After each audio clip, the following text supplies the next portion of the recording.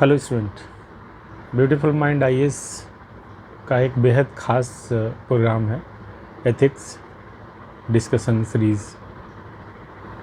और आज हम उसमें बात करने वाले हैं एक इम्पॉर्टेंट टॉपिक का जो सिविल सर्विस एग्जामिनेशन के सिलेबस में दिया है, एथिक्स के सिलेबस में। But before I start and discuss the syllabus, let me tell you one thing. बहुत सारे स्टूडेंट ऐसे होते हैं जो कॉन्सेप्ट तो कोचिंग में रेगुलर पढ़ लेते हैं, लेकिन जब उनको उस कॉन्सेप्ट का यूज़ करना होता है किसी प्रैक्टिकल एग्जाम्पल में या प्रैक्टिकल प्रॉब्लम को सॉल्व करने में, तो किस तरीके से आंसर फ्रेम किया जाए, this is a problematic thing. वो उनको थोड़ा समझ नहीं पाते कि कैसे करें, और वे जनरली टीचर के बताए हुए तरीक़ों को बस रेप्लिकेट कर देते हैं। तो यहाँ पे मैं जो बताने जा रहा हूँ कि ये एम्पावरिंग अप्रोच है। मैं जो बोल रहा हूँ ठीक उसी को एग्जैक्टली लिखने की ज़रूरत नहीं है। आप उसको अपने शब्दों में रखिए, कॉन्सेप्ट का मतलब वही होगा, लेकिन अलग अलग कंटेक्स्ट में आप उसको अपने शब्दों में रख सकते हैं, अपने एग्जाम्पल्स में रख सकते हैं। ये ध्यान रखिएगा, एथिक्स का कोई डिक्टेटिव आंसर नहीं होता। और ज़्यादातर क्वेश्चंस में आप ध्यान रखेंगे कि उससे आप बोलेंगे इन योर पर्सनल लाइफ, जिससे कि आप अपने को रिवील कर सकें कि आपकी अंडरस्टैंडिंग उस चीज़ों के बारे में क्या है। और हम पूरे सिलेबस को डिस्कस करेंगे। ख़ासियत ये है कि हम सिलेबस की कॉन्सेप्ट को डिस्कस करेंगे, लेकिन उसको प्रीवियस ईयर के क्वेश्चंस के लाइट में डिस्कस करेंगे, जिससे कि उसकी यूटिलिटी बनी रहे और ज़्यादा हम फिलॉसफिकल नहीं होते चलेंगे। तो एक बिहेवियरल टॉपिक है emotional intelligence. In syllabus the prescribe part is that its concept and their utility. और आप देखेंगे कि जो चीज़ें लिखा हुआ है उसी से क्वेश्चंस आए। सेकेंड पार्ट है application in administration and governance. Emotional intelligence का एडमिनिस्ट्रेशन और गवर्नेंस में क्या यूज़ है, एप्लीकेशन है, वो आपको बताना है। अब देखिए मैं क्वेश्चंस पढ़ता हूँ जल्दी से। पहला एक क्वेश्चन कि what are the main components of emotional intelligence, मतलब इमोशनल इंटेलिजेंस का स्ट्रक्चर क्या होता है अगर कुछ होता है। कैन दे बी लर्न, यानी ये सीखा हुआ चीज़ है, अगर सीखा हुआ है या जन्मजात है, क्या है, और इनेट और एक्वायर्ड, ये आपको बताना है। 2020 में है एक question, emotional intelligence is the ability to make your emotions work for you instead of against you. Do you agree with this view? Discuss 19 में है। मतलब आपका इमोशनल इंटेलिजेंस आपको फ़ायदा पहुंचाएगा, ना कि आपके अगेंस्ट काम करेगा, है ना। इस व्यू पर आप क्या कहेंगे, इस पर आप डिस्कशन करिए। तो अपने नॉलेज के लाइट में आप इसको डिस्कस करेंगे तो इससे पूरी अंडरस्टैंडिंग समझ में आ जाती है। How will you apply emotional intelligence in administrative practices? सीधा क्वेश्चन कि मैंने एडमिनिस्ट्रेशन में आप क्या अप्लाई। और what is emotional intelligence, how it can be developed in people. अब इसमें ये पूछा नहीं गया कि वेदर इट इज़ इनेट और एक्वायर्ड, इसमें कैसे डेवलप कराया जाए। ये मान के चला जा रहा है, एक्सियम है कि सीखा हुआ चीज़ है, तो इसको कैसे करा सकते हैं, ट्रेनिंग क्या हो सकती है। How does it help in individual in making ethical decisions को एथिकल बनाने में इमोशनल इंटेलिजेंस किस तरीके से हेल्प करती है। यही है, सारे क्वेश्चन को हम बहुत तेज़ी से कर सकते हैं अगर हम इसको थोड़ा समझ लें। देखिए, इमोशनल इंटेलिजेंस का कॉन्सेप्ट पहले समझते हैं। इंटेलिजेंस की जो अवधारणा है, कॉन्सेप्ट है, वो ये है कि इंसान के अंदर इंडिविजुअल डिफरेंसेस होते हैं, वी डिफ़र। और जिस तरीके से हमारी हाइट अलग होती है, हमारा बॉडी मास अलग होता है, मतलब हमारा वेट देखिए, लोगों में अगर आप 1000 लोगों को लेंगे तो उनके वेट एक नहीं आएंगे, सब अलग अलग आएगा। तो एक पूरा वेल शेप कर्व बन जाएगा कि बहुत सारे मतलब इंडिविजुअल डिफरेंसेस होते हैं। दो लोग ज़रूरी नहीं कि हर मामले में एक हो। तो इंडिविजुअल डिफरेंस मतलब सभी होमोसेपियन है, सभी हम लोग ह्यूमन बीइंग हैं, लेकिन हम लोग में डिफरेंसेस होते हैं। इसको हम लोग इवोल्यूशनरी टर्म में ऑन्टोजेनेटिक डिफरेंसेस कहते हैं, कि मतलब हमारे विद इन स्पीसीज वेरिएशंस को ऑन्टोजेनेटिक डिफरेंस। बिटवीन स्पीसीज जैसे हमारे और लोअर ऑर्डर स्पीसी में अंतर है, उसको फिलोजेनेटिक वेरिएशंस कहते हैं, है ना। ये चीज़ समझ लेते थोड़ा सा, अब उसको आगे समझते हैं। तो ये वेरिएशंस जैसे फिजिकल वेरिएशन होता है, हाइट अलग होती है, लोगों का स्किन कलर अलग होता है, बॉडी वेट अलग होता है, तो मेंटल एस्पेक्ट में भी है कि लोगों की बुद्धि भी अलग होती है। और ट्रेडिशनल रिकॉग्निशन जो इंटेलिजेंस का रहा है वो है कि एनालिटिकल, की ability to reason well, ability to जज well, ability to comprehend well, ability to solve problem, इन सब पैरामीटर्स को इंटेलिजेंस से जोड़ा गया है। आपको मैं बता दूं कि 1905 में फ्रेंच मिनिस्ट्री ने एक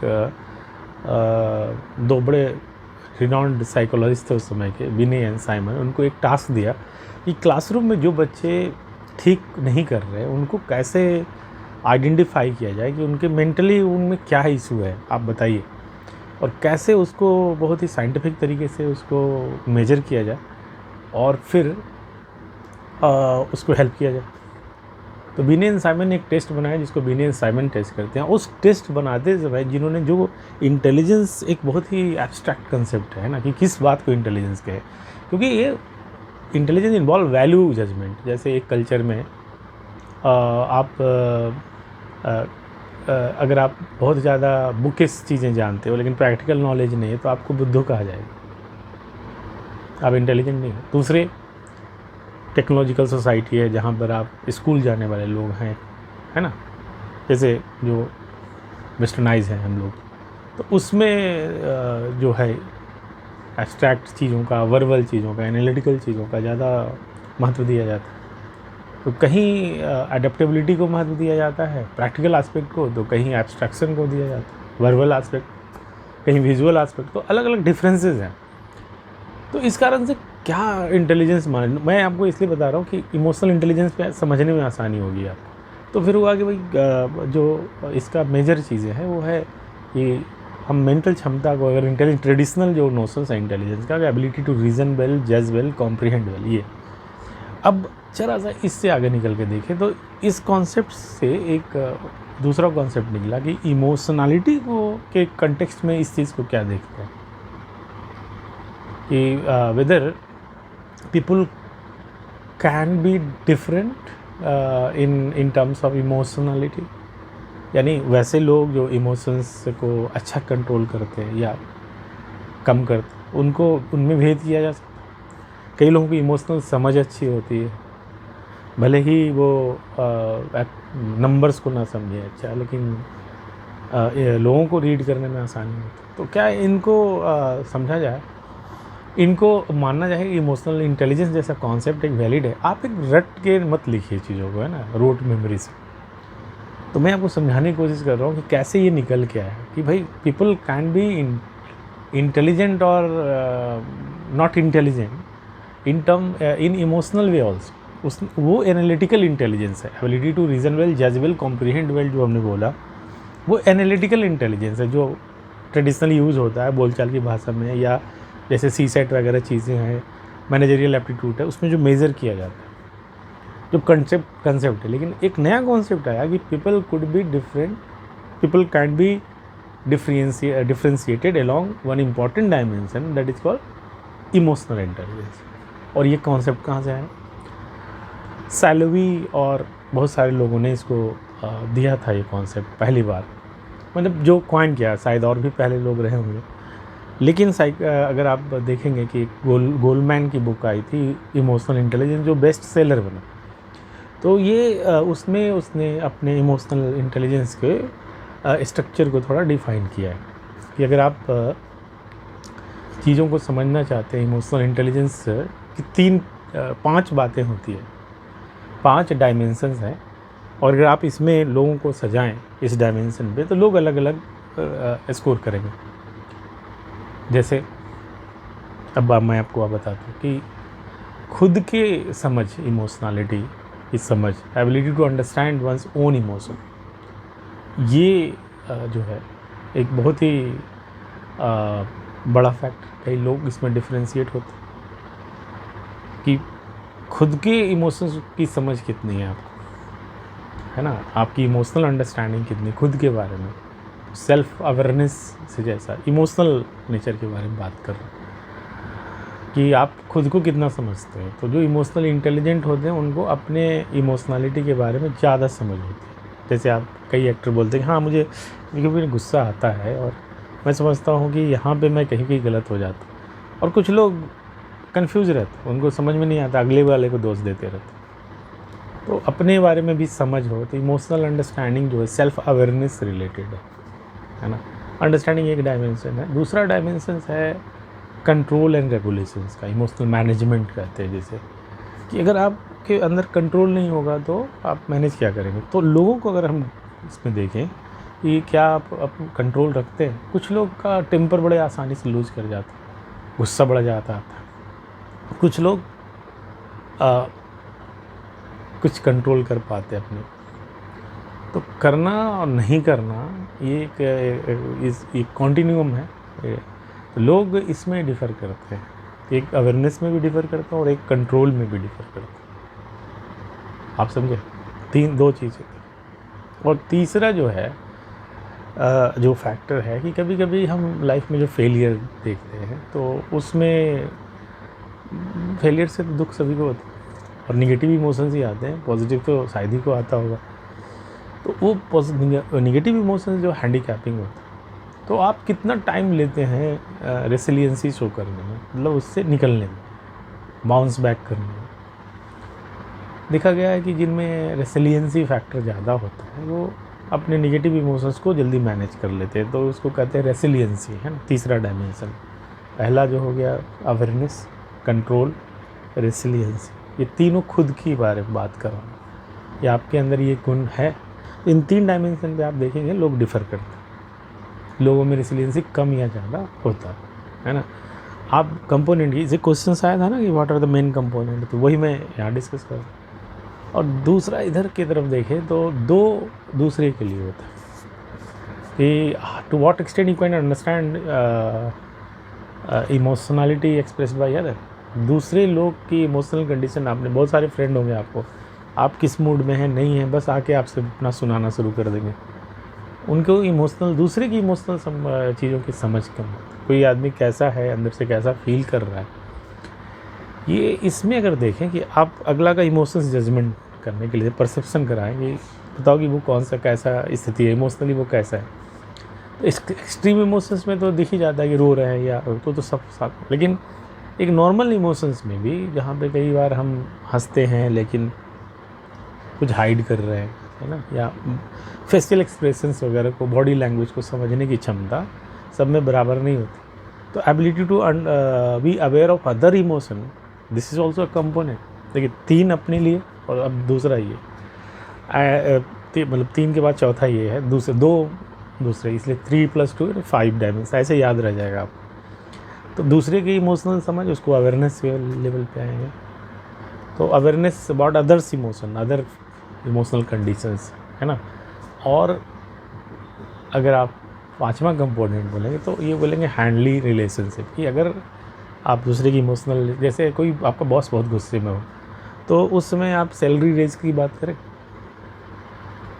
नहीं करें। वैसे एक जो छोटा बच्चा भी, मम्मी पापा जब गुस्से में हो तो उस समय चॉकलेट वगैरह नहीं मांगेंगे या कुछ अपनी बात हट जाएगा वहाँ से। कुछ लोग होते हैं जो आर्गूमेंट करते हैं। मैं आपको एक बात बता दूँ कि कुछ, जैसे आप किसी मुद्दे पे बहुत ही करेक्ट है ना, आपको कुछ पता है कि मैं 100% सही हूँ, लेकिन अगला आपकी बातों को रिजेक्ट किया जा रहा है गुस्से में, तो आपको अपनी, कई लोग होते हैं अपनी बात को और बोलते जाएंगे क्योंकि मैं सही हूँ।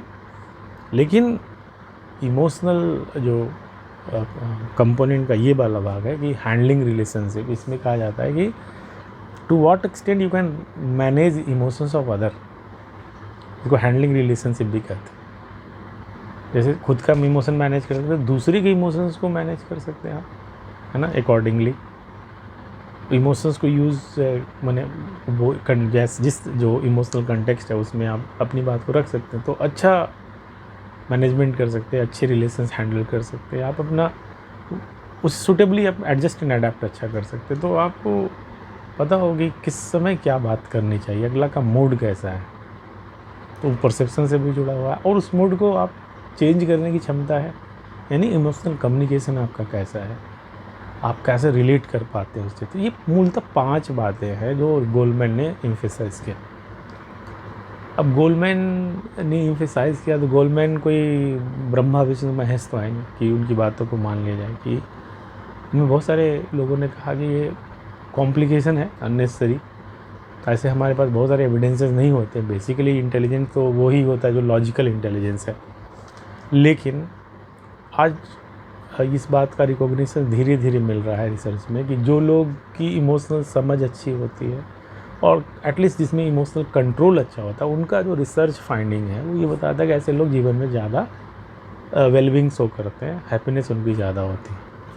तो ये है। और अगर आप एडमिनिस्ट्रेशन की बात करें कि इनका एडमिनिस्ट्रेशन में क्या यूज़ है या क्या होगा, ऐसे एडमिनिस्ट्रेटर जो इमोशनली इंटेलिजेंट हैं और एक दो जैसे आप पे थोड़ा सा कोई आपके बॉस ने बहुत ज़्यादा दबाव दिया और आप जानते हैं कि ही इज़ नॉट करेक्ट, उनका जो बहुत ही इनअप्रोप्रिएट है वो। अगर आप इमोशनली बहुत ही हाइपर है, बहुत एक्सट्रीम है, तो हो सकता है तुरंत रिज़ाइन भी कर दें आप। कुछ लोग हैं कि उसको, मैं कहता हूँ एक्सट्रीम कंडीशन में तो कुछ भी किया जा सकता है। अगर आपको लगता है कि आपका डिग्निटी पर आ गया है तो आप कर सकते हैं, इट इज़ योर राइट। लेकिन अगर सिचुएशनल चीज़ें हैं कि बॉस के ऊपर भी अगर कोई दबाव है, पॉलिटिकल प्रेशर है, हो सकता है अगर आप समझ रहे हैं इस चीज़ को, may be that you can better handle this situations. आप उतने इमोशनली रिएक्टिव नहीं हो, अपने इम्पल्सेस को कंट्रोल कर पाते।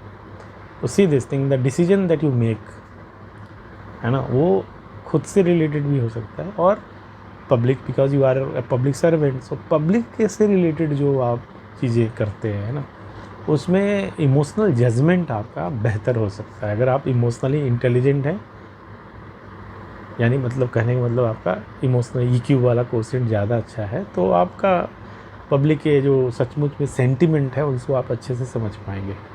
जैसे कहा जाता है कि भाई कोई नेचुरल कैलेमिटीज़ से झेल रहा हो या कोई किसी का पर्सनल लॉस हुआ हो, तो आप उस चीज़ को, अगर आपके टेबल पे आ रही वो चीज़ें, आपके सामने वो चीज़ें लाई गई, तो आप प्रॉम्प्टनेस समझ सकते हैं ना कि कितनी इसका जो अर्जेंसी है।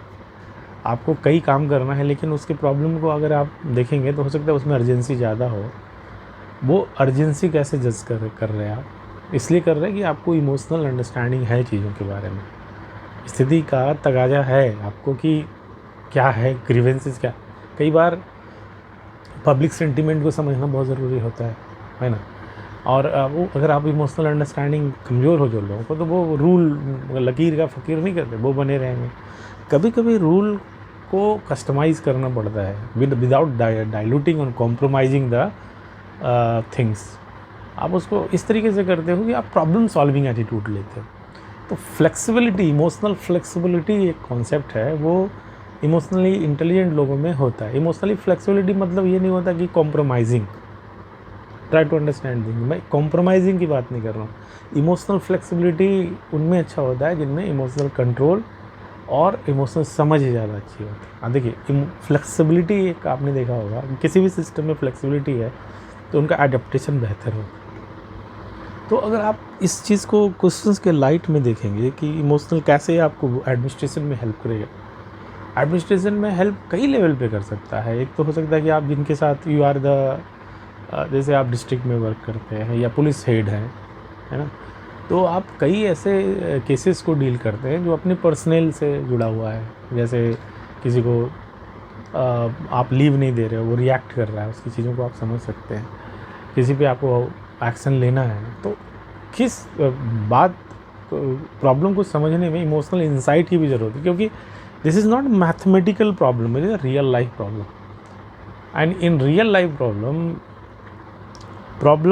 One of the important part is emotionality. तो पर्सनल मोटिवेशंस को देखते हुए उसको भी मैनेज करना पड़ता है कि आप जो आगे वाला व्यक्ति जो है बोल रहा है उसके ग्रीवेंसेस में क्या है। तो नेक्स्ट है कि when you deal with the public issues, जहाँ पे पॉलिसी से रिलेटेड है या आप अपने चीज़ों को एग्जीक्यूट करने के लिए दौरान जो आप देखते हैं कि पब्लिक का सेंटिमेंट को मैनेज करने में, और जो आपसे मिलने आता है 1-to-1 में भी आप उसको डील करते हैं। तो जो एडमिनिस्ट्रेशन का जो वर्क है उसमें बहुत सारे हैं।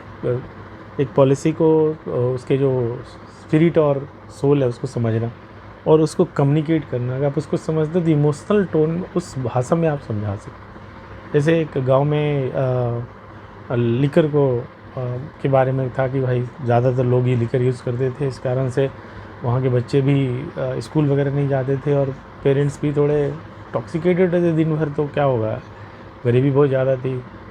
तो उसमें जो बात जो वहाँ के डिस्ट्रिक्ट कलेक्टर ने बोला वो इमोशनली टोन्ड था कि भाई आप किस तरह की ज़िंदगी दे रहे हैं अपने बच्चों को, या जो आप पूजा पाठ ये वहाँ पे बहुत बड़ा आयोजन हो रहा है तो उसके ऊपर कहा कि ये इतने बड़े आयोजन जो आप कर रहे हैं इसका मकसद क्या है, व्हाट इज़ द मकसद। आप अच्छा ही चाहते हैं ना वेल, लेकिन आप एट द सेम टाइम आप नशाखोरी में लिप्त हो, वो क्या हो रहा है, कैसे इसको आप करोगे। तो लॉजिकल भी है और थोड़ा इमोशनल अपील करना है ना, ये पावर आ जाता है वैसे लोगों का, वो इमोशनल इंटेलिजेंस। अब कुछ कंक्रीट एग्जांपल लेते हैं, जैसे कि कहाँ के केसेस में कभी कभी आप देखेंगे इमोशनल इंटेलिजेंट लोग आर्गूमेंट नहीं करेंगे, समटाइम्स साइलेंस स्पीक लाउडर।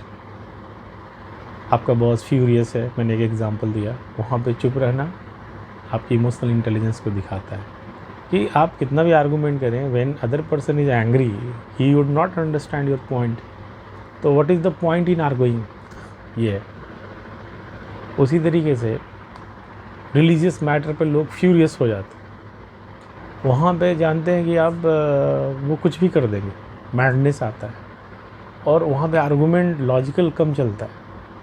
उस हालत में प्रेशर भी लगाना पड़ेगा आपको, हाँ वहाँ पे लगाना है और प्रॉम्प्ट एक्शन लेना, नहीं तो वो बहुत ही तेज़ी से फैलता है वो। तो आप जान रहे हैं कि अगर किसी ने मंदिर तोड़ दिया अब क्या होगा, और उसको कंट्रोल करने के लिए कभी फायर करने की भी ज़रूरत होती है तो आप ऑर्डर देते हो। तो ये एडमिनिस्ट्रेटिव समझ है, क्योंकि वो आपकी इमोशनलिटी की समझ है।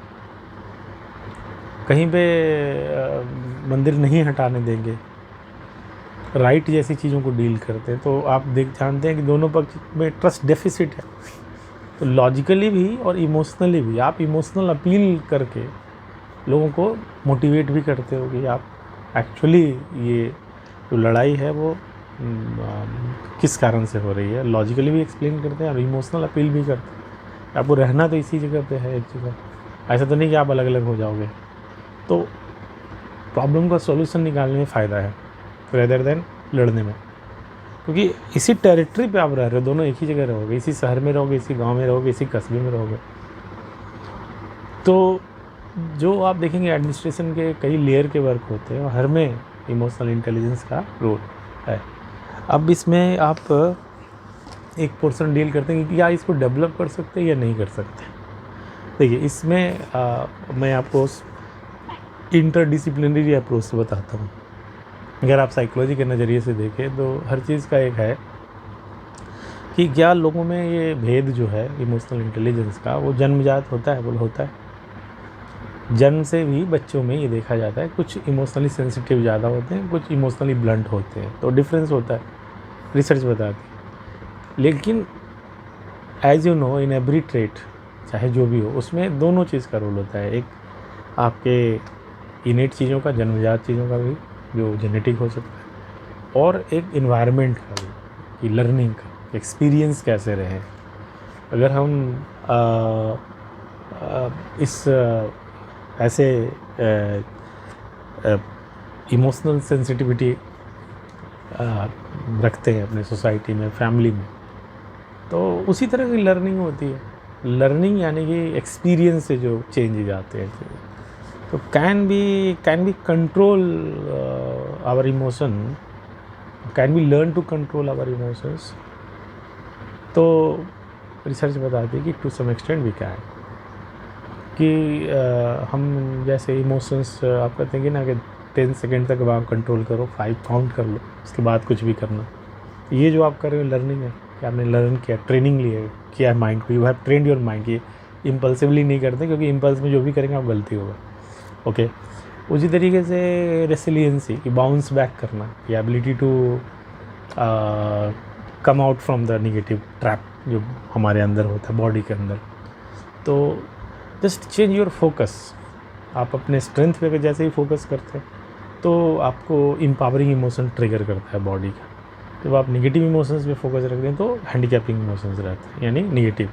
तो just by changing your focus you can warrant your positive emotions, मैंने अपने बॉडी में पॉजिटिव इमोशंस को ट्रिगर करेंगे। अगर आप बायोलॉजी की भाषा में समझे, positive emotion is nothing but your biochemicals. Chemistry की भाषा में तो आपके केमिकल्स ही हैं बॉडी के, एंडोर्फिन है, बहुत सारी चीज़ें हैं, नर्वस सिस्टम एक्टिविटी है। तो ब्रेन एंड बॉडी केमिकल्स में जो बदलाव हो जाते हैं, केमिस्ट्री में जो चेंज आता है, उस भाषा में तो यही कहते हैं। तो आप जरा से फोकस बदलिए, आपकी केमिस्ट्री बदल जाती है, बॉडी केमिस्ट्री बदलने लगती है, नर्वस सिस्टम के कई चीज़ें बदलती। तो इसको सीखा जा सकता है क्या? हम देखते हैं कि स्पोर्ट्स साइकोलॉजी है, डिफेंस साइकोलॉजी है, इन सब चीज़ों में जो ट्रेनिंग का मॉड्यूल है उसमें हार्डीनेस सिखाया जाता है कि कैसे टफ़ बने। तो उस लिहाज से अगर देखें तो इमोशनल कंट्रोल को सीखा जा सकता है। तो आप इंटरडिसिप्लिनरी भी आप एग्जांपल दे सकते हैं कि हाँ, ये ट्रेनिंग से सीखा जा सकता है। लेकिन it is what the one fact कि ये दोनों का इंटरेक्शन है। किस चीज़ का? कि मतलब जन्मजात भी होता है, नो डाउट, इंडिविजुअल डिफरेंसेस होते हैं, एंड टू सम एक्सटेंट हम इसको ट्रेनिंग के थ्रू भी इम्पार्ट कर सकते हैं। This is the things. Bilingually मैं समझाया जा रहा हूँ इसको, you try to understand that कि ये जो कोई भी ऐसी चीज़ जो है, ट्रेट है, आज तक नहीं प्रूफ हुआ कि ये टोटली जन्मजात है या टोटली सीखा हुआ है। कोई भी चीज़ उठा लें, एटीट्यूड जैसी चीज़ों में भी डिफरेंस आता है कि कुछ लोगों की एटीट्यूड जो है एक्स्ट्रावर्जन इंट्रोवर्जन अगर आप कहें तो ये बेसिकली एटीट्यूड है। ये बाहरी चीज़ों पे फोकस कर जाना या इंटरनल चीज़ों पे फोकस कर जाना और देखना, जज करना। तो ये एक्स्ट्रावर्जन इंट्रोवर्जन टेंडेंसी जो है, एटीट्यूड है, ये जो बेसिकली जो कार्ल जुंग नाम के एक फेमस साइकोलॉजिस्ट थे, उन्होंने कहा बहुत बेसिक एटीट्यूड है ये, and that is by that is basically इनेट, जन्मजात है। तो बहुत सारी ऐसी चीज़ें देखें जो एटीट्यूडनल चीज़ें, जो लर्निंग जैसी चीज़ें हैं ज़्यादातर, उसमें भी इनेट चीज़ों का वो मिलता है।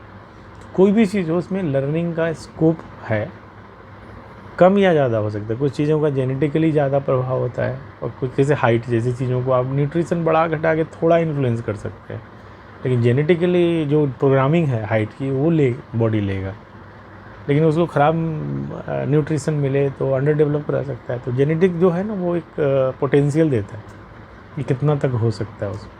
उसी रेंज में ट्रेनिंग काम करता है, एक्सपीरियंस काम करता है। तो इस लिहाज से आपको लिखना चाहिए। तो जो हमने लिखा कि कैन इट बी लर्न, अगर ये कहा जाए कि अगर ये डेवलप किया जा सकता है तो किस तरीके से डेवलप किया जा सकता है इमोशनल इंटेलिजेंस। तो पांचों डायमेंशन में अगर सेल्फ अवेयरनेस है तो अवेयरनेस ट्रेनिंग होती है कि लोगों को अवेयर रहने का। जैसे मेडिटेटिव एक्सरसाइजेस क्या दिखाता है आपको, कूल काइंड काम करता है, अवेयरनेस को बढ़ाता है, तो वो है। प्लस अवेयरनेस ट्रेनिंग, जिसको जो अवेयरनेस ट्रेनिंग लेते और नहीं लेते उसमें फ़र्क आता है। एक हैबिट है फोकस करने का, अपने बारे में अवेयर होने का। उस तरीके से कंट्रोल सीखना, अभी मैंने बताया कि आप रुक के रिएक्ट करिए। आप चीज़ों को, जो बात इमोशनली बहुत हाई है तो आप गहरी सांस जो लेते हैं या फोकस बदलते हैं, पॉजिटिव चीज़ों को रिकॉल करते हैं, विजुअल्स को, इमेजरी को, these are the part of the training. Resiliency में हमने बताया फोकस का बहुत बड़ा रोल होता है। आप अपने स्ट्रेंथ को याद करिए, देखिए तुरंत रिसिलियंट इमोशन आएगा। ये सब ट्रेनिंग के थ्रू हो सकता है। और बॉडी लैंग्वेज पढ़ा भी जाता है, सीखा भी जाता है। आप जैसे कोई फेशियल एक्सप्रेशन पढ़ने में बहुत कई लोगों का जन्मजात क्षमता रहता है, वो पकड़ लेगा आप, लेकिन कुछ लोग सीखते हैं फिर धीरे धीरे। हो सकता है कि डिफरेंसेस हो, कोई अगर आपका एप्टीट्यूड ज़्यादा होगा तो जल्दी सीखेंगे और ज़्यादा सीखेंगे, लेकिन सीखा भी जाएगा, है ना। और लोगों से रिलेशंस को कैसे, कम्युनिकेशंस को कैसे रखें, इमोशनल कॉन्टेक्स्ट को कैसे समझें, इमोशनल कॉन्टेक्स्ट में चीज़ों को बताएंगे तो वो ज़्यादा अप्रिशिएट होगा। ये सब चीज़ें भी ट्रेनिंग के थ्रू भी आती हैं। तो ये पॉइंट्स को आप हाईलाइट कर सकते हैं। मैंने एक स्ट्रक्चर बताया आपको इमोशनल इंटेलिजेंस का, कि आप ऐसे पढ़ने से कोई फ़ायदा नहीं। और क्या गोलमैन ने ये कहा और आपने बस उसको लिख दिया, इससे थोड़ा शायद मार्क्स कम आए। आपको अपने कस्टमाइज तरीके से या मीनिंग को क्लियर करना है आपको। मैंने देखिए आपने कोई 5 डायमेंशन बताना, 3 अपने लिए और 2 अलग के लिए, ऐसे करके बता दिया। इसको आप कितना भी फ्लो चार्ट बोर्ड यूज़ कर लें, ये कर लें, उससे क्या फ़र्क पड़ेगा। लेकिन आप वो रियल लाइफ से कनेक्ट करके और रियल लाइफ का एग्जांपल देके आप इसको जब बताएंगे और ये बताएंगे कि इसको कैसे डेवलप किया जा सकता है या एडमिनिस्ट्रेशन में क्या यूज़ है, तो यू शुड बी इलस्ट्रेटिव। आप किसी एग्जांपल के थ्रू बता दीजिए तो ज़्यादा बेहतर आप उसको बता पाएंगे, है ना। और रियल लाइफ में जो आप न्यूज़पेपर में एग्जांपल पढ़ते हैं या बहुत हाइपोथेटिकल नहीं, जहाँ कहीं कुछ ऐसा हुआ हो वो चीज़ों को करके, तो शायद आप बेहतर स्कोर कर पाएंगे। इमोशनल इंटेलिजेंस के अगले भाग में अगर हम लेंगे किसी और स्पेसिफिक क्वेश्चंस को और बताएंगे आपको कि इसमें और क्या किया जा सकता है। हालांकि बेसिक चीज़ें मैंने आपको इसमें बता दिया। I hope you have understood the basic thing from this discussion. अगले लेसन्स में किसी और टॉपिक पे बात करेंगे। Thank you.